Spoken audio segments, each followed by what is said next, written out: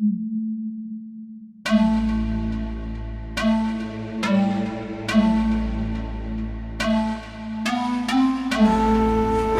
Wayqipanaykuna Ñuqaqani andino suyashani kankuna allin tarikuychis. Espero que estén bien, amigos, amigas, mis capitanes. El día de hoy vamos a comentar sobre la situación que está viviendo Rusia, la guerra Rusia-Ucrania. Mucho se dice o se desdice. Cuando hay una guerra hay dos bandos y naturalmente hay pérdidas humanas. Es lo más lamentable. Pero en estos tiempos lo más lamentable también es que haya una información sesgada, una información que está a un lado y la otra información de otro lado. Naturalmente nosotros que estamos en la otra parte del mundo no sabemos qué es lo que está pasando, sabemos lo que los medios de información nos dicen, pero ¿esa es la verdad? Todos los medios ahora están a favor de un bando. ¿Por qué no se dice la guerra de Afganistán, la guerra de Libia, en Irak? Hay tantos lugares donde no se nos dice nada o se nos dice lo que se nos quiere decir. Es muy lamentable. Yo no estoy al lado de un lado o al lado del otro. Es natural que cuando hay guerra los dueños, los líderes tienen un concepto, ¿no? Pueden ser malos, pueden ser buenos. Los que más sufren son los que menos tienen. Es el pueblo, somos nosotros. Lo que tiene un gobernante acá, el otro gobernante piensa de manera diferente. La opinión allá no es libre, allá hay dictadura. O la dictadura se manifiesta cuando la libertad de información no se puede, no está libre, no está libre. Y es lo que está sucediendo, Puede Vladimir Putin ser un tirano. Y en Rusia, y de eso nos van a dar fe los rusos. Los rusos están bien o están mal, y ellos no van a hablar nuestro idioma. En español no van a decirnos si están bien, ellos van a decir en Rusia si está bien o si está mal, o los europeos, qué sé yo. Pero acá lo que me parece malo es la censura que se está dando, el abuso de la información sesgada, ¿no? Los medios de comunicación que dicen una cosa, pero en otro concepto no dicen nada. ¿Qué es lo que dicen los medios de comunicación? Veamos. Miren. Miles de personas alrededor del mundo vienen protestando contra la agresión de Rusia a Ucrania. En Nueva York, Barcelona, Italia y París son algunas de las ciudades que han mostrado su rechazo a la acción del líder ruso Vladimir Putin. Muestran su rechazo a Vladimir Putin. Desde Nueva York hasta París, miles de personas protestaron en las principales ciudades del mundo contra la agresión de Rusia a Ucrania. En Francia, los parisinos se reunieron en la Plaza de la República con carteles que condenaban la acción de Putin de atacar el territorio ucraniano. A la protesta se unieron varios candidatos a las elecciones presidenciales. Mientras tanto, en el centro de Barcelona se congregaron españoles y ucranianos para pedir a los líderes mundiales que aumenten sus esfuerzos para disuadir a Rusia. Unas 900 personas se concentraron en la Plaza de Cataluña y frente al consulado ruso. A las protestas en Europa se sumaron Viena, Milán, Berlín, Hungría y Rumanía. Los países de América no fueron ajenos a la crisis que vive Ucrania. Los estadounidenses se manifestaron en el Times Square de Nueva York y en Washington, donde expresaron su apoyo a las víctimas del conflicto. Durante la protesta exigieron que el gobierno le brinde apoyo financiero al ejército y a la población ucraniana. Estamos desesperados por pedirle a la gente que ayude a Ucrania a luchar. Queremos apoyo real porque es un país pequeño. Nunca quisimos la guerra y tenemos a nuestros familiares, madres y abuelas, hijos y nietos allí. Paraguay también mostró solidaridad con Ucrania tras la invasión rusa. Decenas de personas se congregaron con carteles y globos. Rusia no fue ajena a las manifestaciones. La policía detuvo a más de 400 personas que protestaron en 34 ciudades del país. En nuestro país, por ejemplo, en Perú, los medios de comunicación dicen lo siguiente, ¿no? Acá tenemos algunas fuentes. El Comercio. Bueno, el Comercio repite lo que los medios grandes de comunicación El presidente de Estados Unidos, Joe Biden, se comprometió el viernes a evitar una confrontación entre la OTAN y Rusia. Continuaremos unidos a nuestros aliados en Europa y enviaremos un mensaje inequívoco. Defenderemos cada centímetro del territorio de la OTAN, de todo el poderío de la OTAN unida y galvanizada. No libraremos una guerra contra Rusia en Ucrania. Un enfrentamiento directo entre la OTAN y Rusia es la tercera guerra mundial, algo que debemos esforzarnos por evitar. Además, el mandatario advirtió sobre el uso de armas químicas por parte de Rusia. Los estadounidenses sospechan que los rusos difunden mentiras para acusar a otros de lo que planean hacer ellos mismos. No voy a hablar de la inteligencia, pero Rusia pagaría un precio muy alto si usaran productos químicos. Por su parte, Rusia acusa a Washington y Kiev de gestionar laboratorios destinados a producir armas biológicas en Ucrania, algo que ambos niegan. Nos aseguraremos de que Ucrania tenga armas para defenderse de la fuerza invasora rusa. Enviaremos dinero, alimentos y ayuda para salvar al pueblo ucraniano. Y daré la bienvenida a los refugiados ucranianos. Deberíamos recibirlos aquí con los brazos abiertos si necesitan acceso. Finalmente, Biden, el G7 y la Unión Europea decidieron excluir a Rusia del régimen recíproco normal que rige el comercio mundial, lo que abre el camino para la imposición de aranceles punitivos contra Moscú. Además, el G7 buscará suspender la capacidad de Rusia de pedir prestado al Fondo Monetario Internacional y al Banco Mundial. Las tropas rusas intensifican su ofensiva en Ucrania. El viernes bombardearon por primera vez la ciudad de Dnipro, una ciudad industrial en el centro del país. Según los servicios de emergencia, hubo 3 ataques aéreos en la ciudad que impactaron en una guardería, un edificio de apartamentos y una fábrica de calzado de 2 plantas, donde se desató un incendio. Por su parte, el Ministerio Ruso de Defensa indicó que los aeródromos militares de Lutsk y de Ivano-Frankivsk en el oeste quedaron fuera de servicio. Este viernes, el presidente ruso Vladimir Putin dijo que vio algunos pasos positivos en las negociaciones con Ucrania en un encuentro con su aliado bielorruso Alexander Lukashenko. Hay algunos cambios positivos, me informaron negociadores de nuestro lado. Respaldó además la participación de combatientes y calificó de voluntarios. Según el Kremlin, se trataría principalmente de ciudadanos de Oriente Medio, sobre todo sirios. El presidente ucraniano Volodymyr Zelensky denunció que Rusia contrata asesinos sirios para destruir a Ucrania.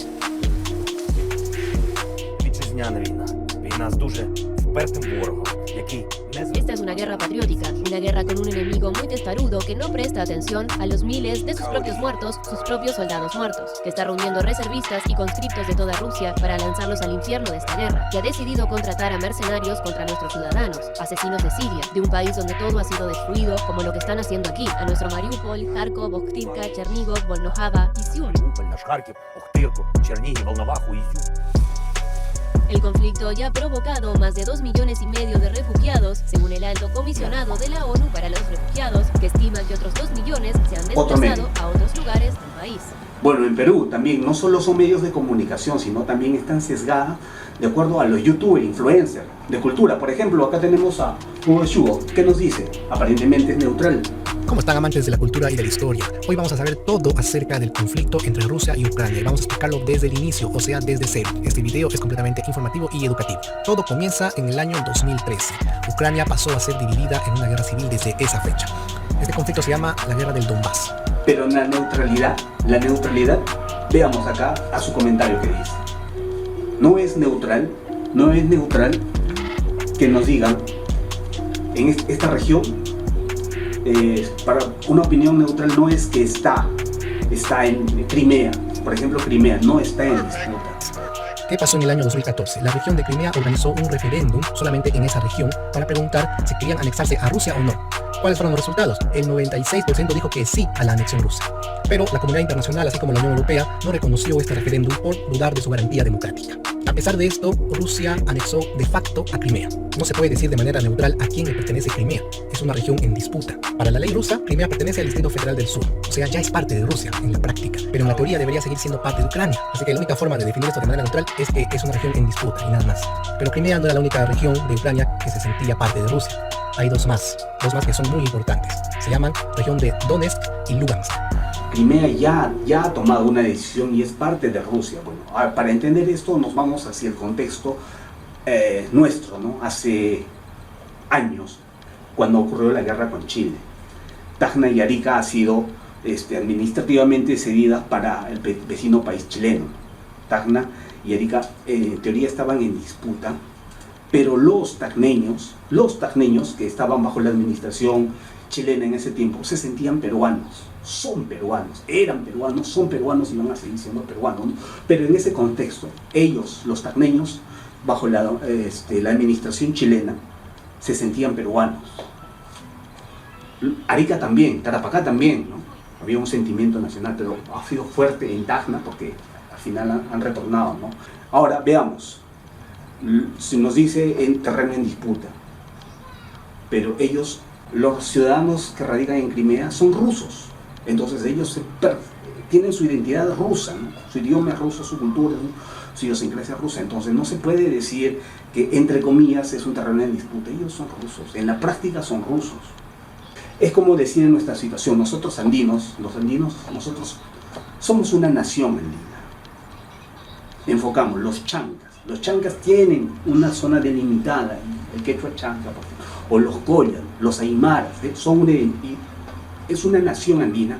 La nación aymara, por ejemplo, está entre Perú, Bolivia y Chile.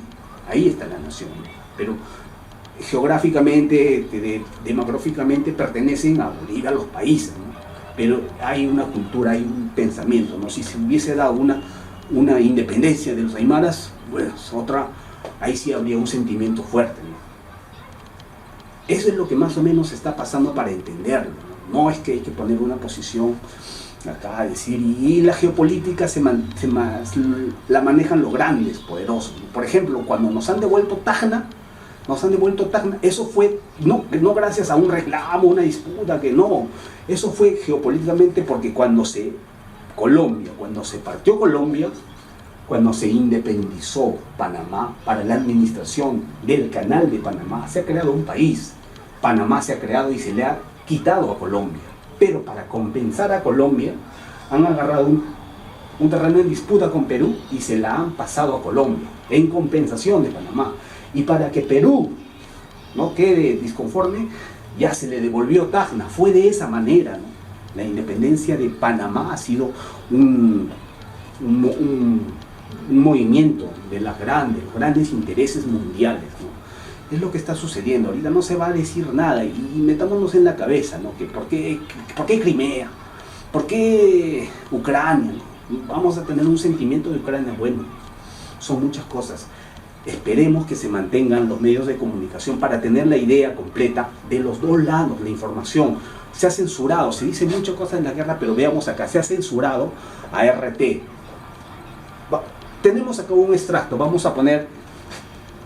Rusia prosigue su ofensiva militar en territorio ucraniano desde hace casi 2 semanas. En respuesta, Occidente aprobó una serie de contundentes sanciones inicialmente dirigidas al gobierno de Rusia, pero que pronto se ampliaron a la población en general. ¿En qué consisten estas medidas? ¿Qué efecto podrían tener? ¿Está Rusia preparada para resistirlas? ¿Quién más sentirá su impacto? ¿Cuál es el objetivo declarado de esta estrategia y cuál podría ser el real? Como siempre, lo que les contaremos en este video no busca apoyar ni justificar nada, sino aportar enfoques que sirvan para entender mejor el conflicto armado y sobre todo resolverlo. El día mismo en que el gobierno ruso reconoció las repúblicas populares del Donbass, comenzaron a anunciarse sanciones y estas comenzaron a aplicarse y se multiplicaron exponencialmente 3 días después, cuando Rusia inició su ofensiva en Ucrania. Entre las primeras medidas estuvo la prohibición de que compañías aéreas rusas, públicas y privadas atravesaran el espacio aéreo de algunos países europeos. Finalmente, la prohibición se hizo extensiva a todo el espacio de la Unión Europea. Rusia contestó con medidas recíprocas. Después, las sanciones comenzaron a aplicarse a prácticamente todos los sectores imaginables. La práctica totalidad del gobierno, presidente y canciller incluidos, entidades bancarias grandes y chicas, instituciones financieras de todo tipo, el Banco Central, incluso la deuda soberana. Tampoco escapó de las medidas sancionatorias el Fondo de Inversión Directa de Rusia, clave para que la vacuna Sputnik V se distribuyera en decenas de países. Los métodos para aplicar las sanciones fueron diversos: prohibición de transacciones, paquetes de restricciones, bloqueo o congelamiento de activos, paralización del gasoducto Nord Stream 2, bloqueo al acceso a préstamos, etc. Los organismos y países que más sanciones aplicaron contra Rusia son la Unión Europea, Suiza, Estados Unidos, Japón y Reino Unido. También Australia y Corea del Sur anunciaron varias medidas. Entre las medidas sancionatorias más comentadas está la desconexión de hasta ahora 7 grandes bancos rusos del sistema SWIFT, el sistema internacional que se usa para realizar transacciones entre bancos. Pero las sanciones van más allá del ámbito meramente financiero. Varios medios de comunicación rusos, entre ellos el nuestro, fueron sacados del aire o bloqueados en varias redes sociales en Europa Occidental, siguiendo una orden de Bruselas. Para vernos en esa región ahora hay que buscar maneras alternativas, como el uso de VPN y otras, tal como explicamos en un video recientemente. Ni siquiera el deporte, algo que tradicionalmente suele quedar fuera de las sanciones, se libra esta vez. A equipos rusos de diversas disciplinas, entre ellas fútbol y baloncesto, se les prohibió participar en competiciones europeas actualmente en desarrollo. La Federación Internacional de Atletismo expulsó a los atletas rusos de todos sus campeonatos. Igual medida tomó la Unión Internacional de Patinaje, lo que a efectos estrictamente deportivos es como excluir a China de competiciones de ping-pong o a Nueva Zelanda de campeonatos de rugby.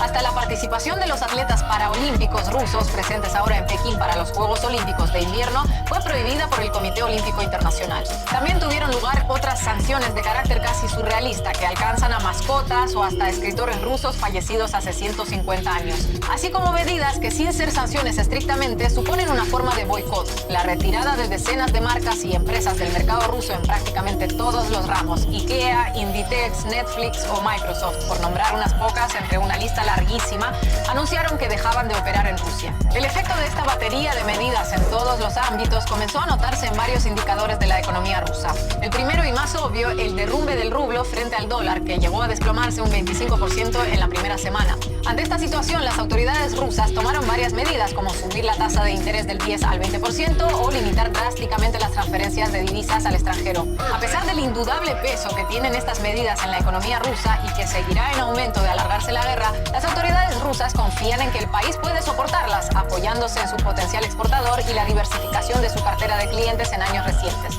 Lo que además podría tener un efecto boomerang para los países sancionadores. Por ejemplo, la desconexión de Rusia del SWIFT empujará a Moscú a fortalecer la profundización de otro sistema de pago interbancario con Pekín, restando todavía más peso a los pagos en dólares y euros a nivel global. Además, Rusia es uno de los principales exportadores del mundo en el ámbito de materias primas, energía y de algunos alimentos. Desde incluso antes del ataque del 24 de febrero, ya todos venían encareciéndose por la inestabilidad en la región que se arrastraba desde hace meses. El petróleo ya está en su precio máximo en 8 años, el aluminio en su máximo histórico y el gas rompe récords en Europa. El trigo se paga hoy a más del doble que a finales de 2019. Bien, amigos, de todos esos rubros claves en la economía global, Rusia es el primer o segundo exportador mundial. A eso hay que sumar la diversificación de clientes que Moscú ha intensificado en años recientes. Si hace unos meses se anunciaba... Ponemos una pausa al video porque quiero indicarles, es cierto, hay muchos productos que están subiendo, el petróleo está subiendo, los gases, el gas está subiendo, ¿no? Porque son productos que vienen de Rusia, y los fertilizantes, y al subir el petróleo van a subir los alimentos, ¿no? El trigo, que viene también de Rusia y es bastante productor de este alimento, está subiendo. Entonces, al subir el petróleo, subir el trigo, los alimentos básicos van a subir en nuestro país. Es importante entonces una industria nacional, porque si nosotros en Perú se produce bastante otros alimentos, ¿no? La papa, la quinoa, hay que a nuestros productores, agricultores, también si tenemos bayóvar también hay para los fertilizantes, ¿no? Si mucho se importa, es momento ahora de pronto producir nuestros alimentos y tener independencia alimentaria. Eso es básico, ¿no? Porque hay que cambiar, hay que reemplazar el pan, mucho pan se consume, ¿no? Todos los días, entonces hay que reemplazarlo porque estos productos van a subir, entonces. Bien amigos, nos vemos en otro video. Tu Panenchis Cama, like, a compartir.